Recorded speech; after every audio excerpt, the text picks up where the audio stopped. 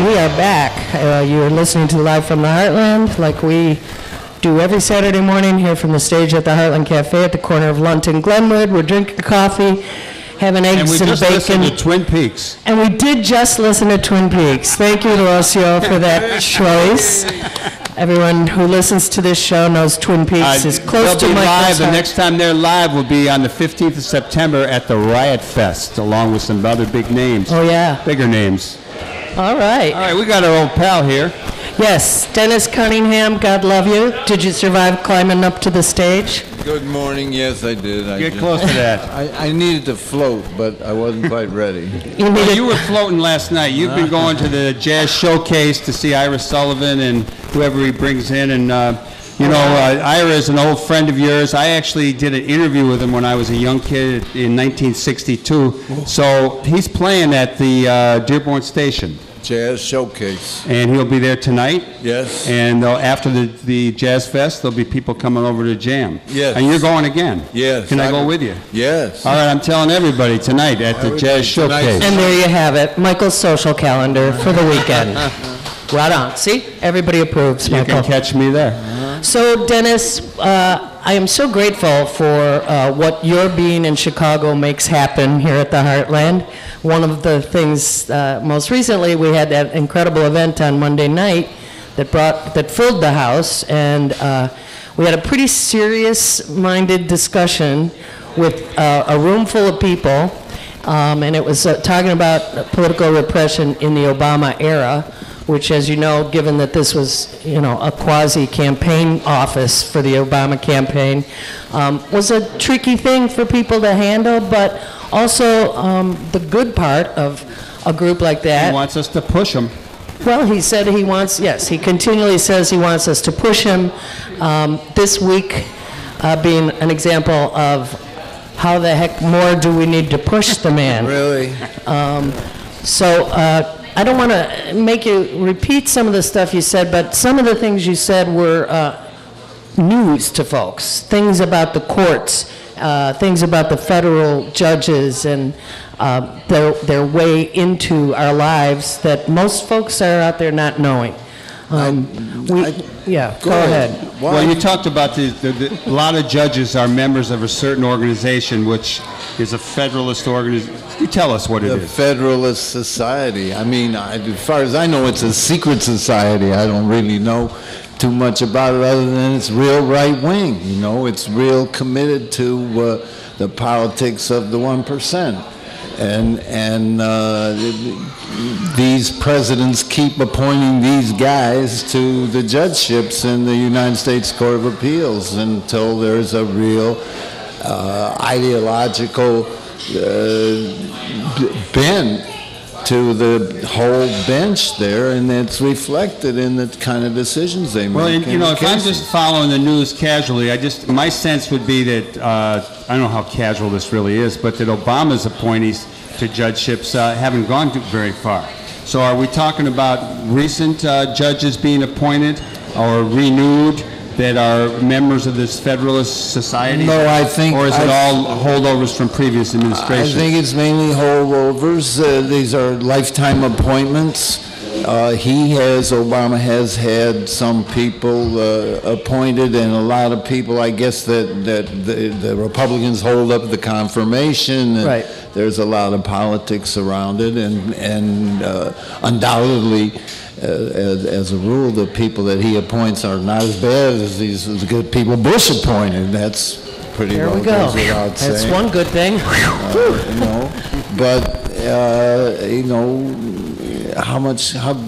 good is that, and how does it practically translate into progressive jurisprudence? I don't think much. Well, and one of the things that we arrive at after a conversation like we had in this room on Monday night is... We had an event, political repression. Yeah, I mentioned that earlier. I was mentioning it again. Okay. One of the things that we arrive publicity, right? is the role that Joe and Mary, average citizen, have in a democracy to keep people's feet to the fire or to do something to make the change that we all were talking about wanting. There's no doubt of that, is there? Yeah. I mean, you get the government that you deserve if you're supposedly engaged in an attempt at self-rule.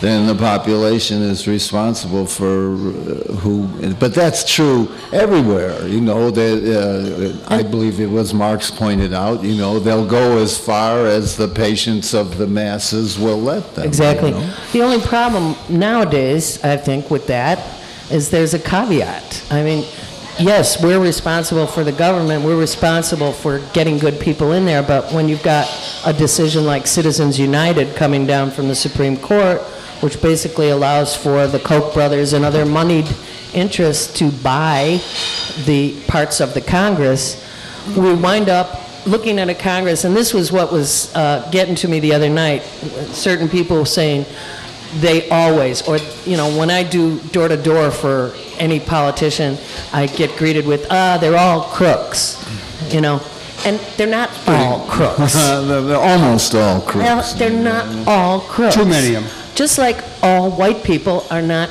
Ku Klux Klanners. This is true. So you cannot keep using the always and never when it comes to politics. It's just, right? Nothing works out that way. That's true. But at the same time, we know what's going on with the Congress. But a lot of nothing, a lot of backward politics, a lot of and a lot of bought and paid for politicians who are not obligated, don't feel any obligation to the needs of the masses of the people.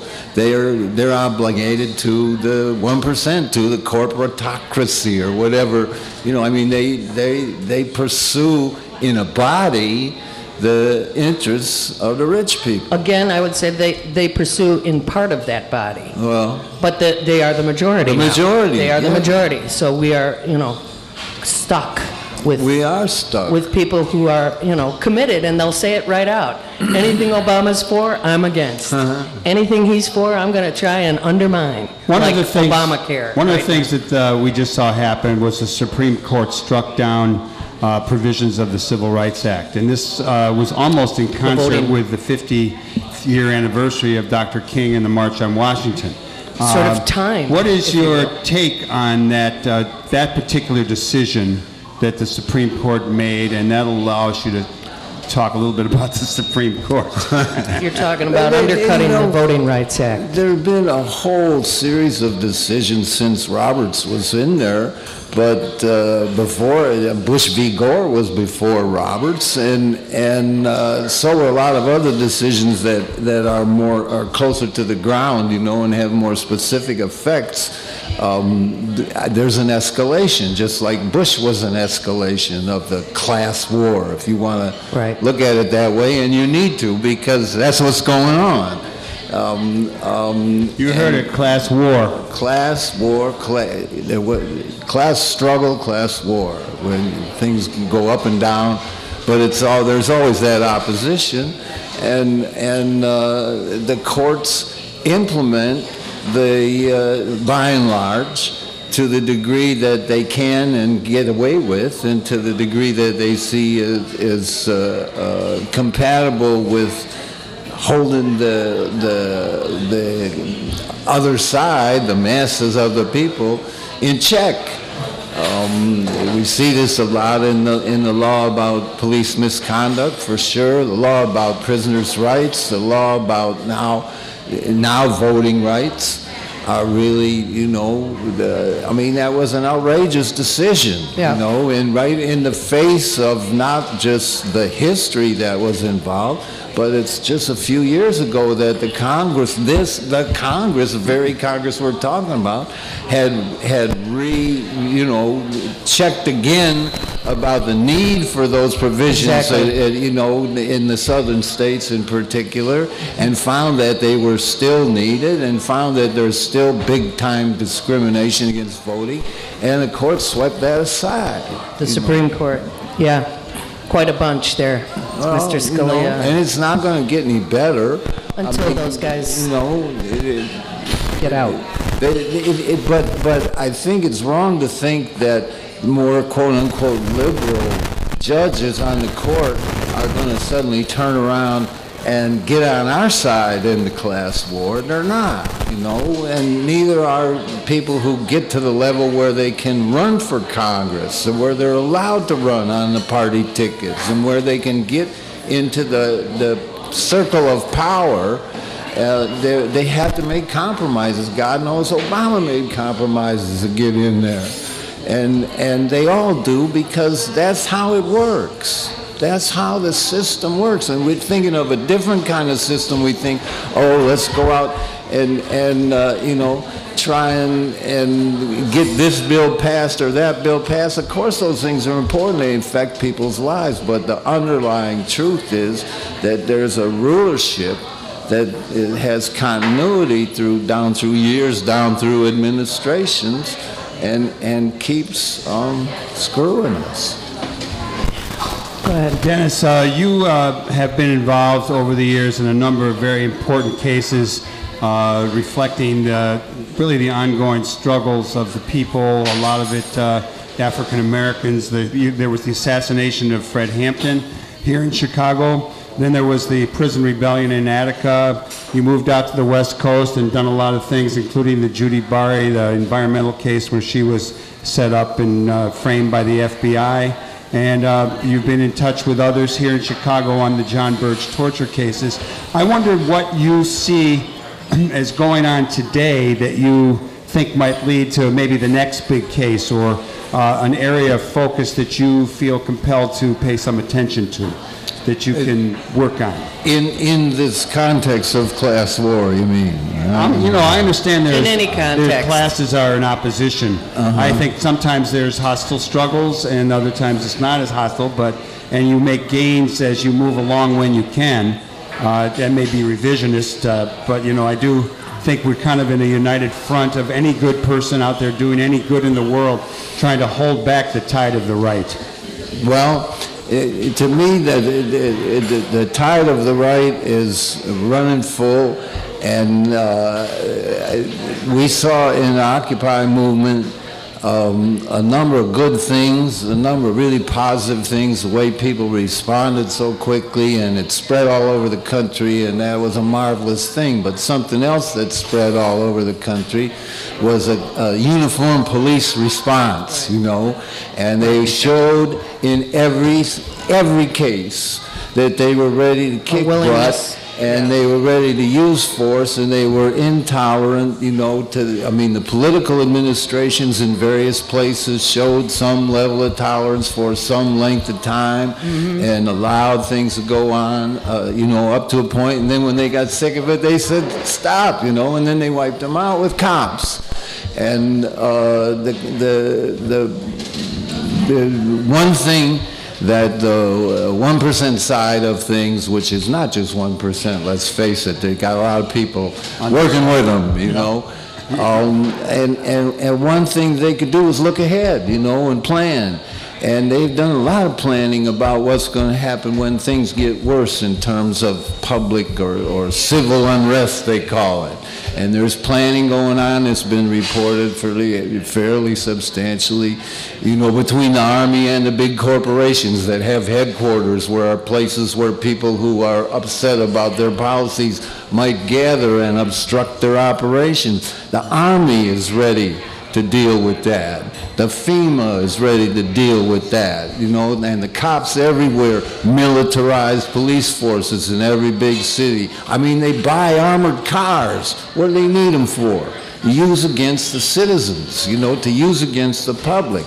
And that's everywhere, and it's, you know, it's in place. And it's not, it hasn't been called, they haven't needed to bring it forth in its full strength, but its full strength is mobilized and available, and they got it, you know. I mean, they've been ready since we know back when. They've always been ready. They were ready. Yeah, that's right. And I think that 40 years ago, you know, there were ready. stories about down near the Robert Taylor homes. There were railroad tracks leading to an underground thing here in Chicago. This was at the time of the Democratic Convention. I think a lot of those things that we hear are pretty true. Yes. One of the things I would like to hear you address in our limited amount of time in our 1 hour wonderful radio show is the politics of race. Because no matter what people want to say, I think that the backlash from the Republicans and the right wing and even the role of the Supreme Court, and I hate to say it, but an awful lot of people who are Republicans, it's like race is the key factor, and the fear of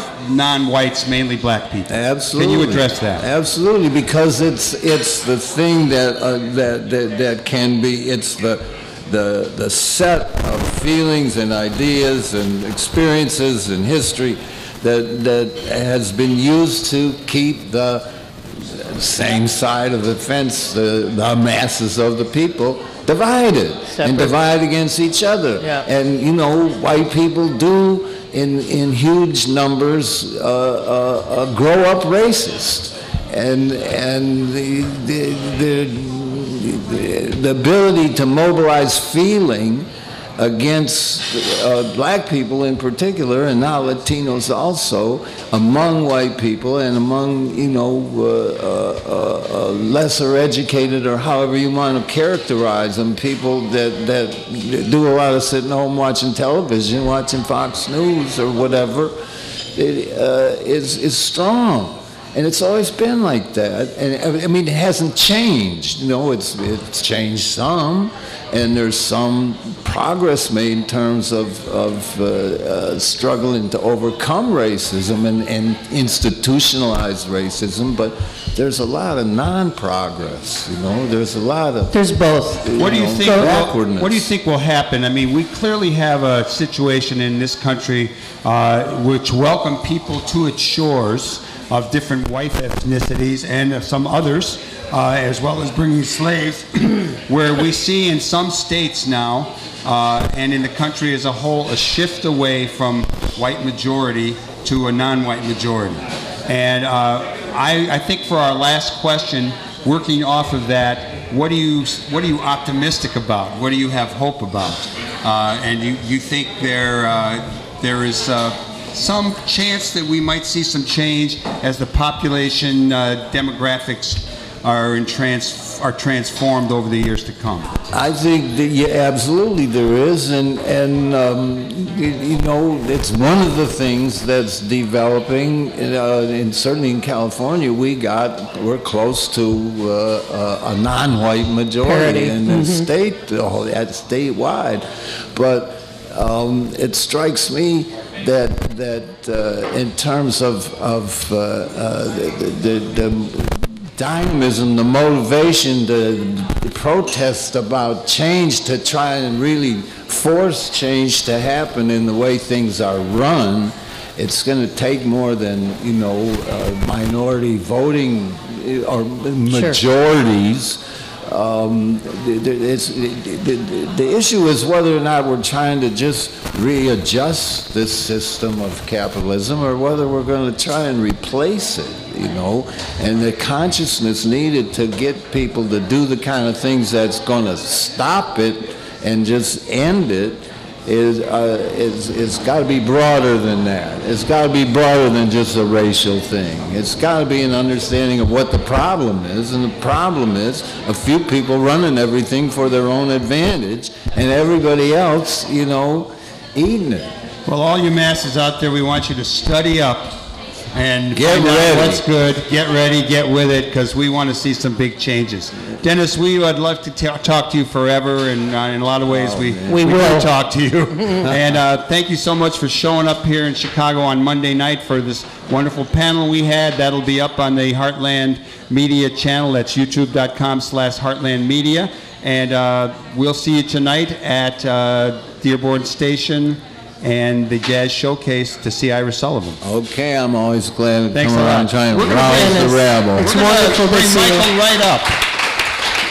We're listening to Live from the Heartland show, and we have two more guests, and we're going to have our friend Michael McCarty coming up, and he was a student in the